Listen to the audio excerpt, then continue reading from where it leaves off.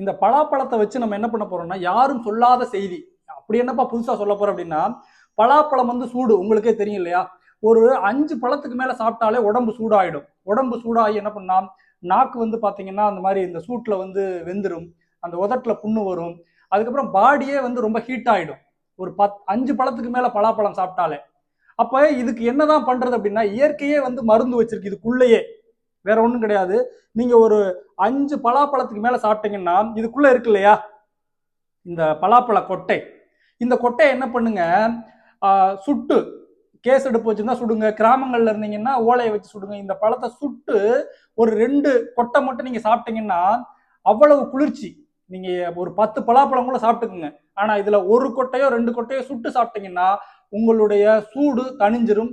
இயற்கை பாருங்க, இது சூடு, அதுக்குள்ள இருக்கிற கொட்டையை வந்து குளிர்ச்சியா இறைவர் கொடுத்திருக்காரு. அனைவரும் பயன்படுத்துங்கள்.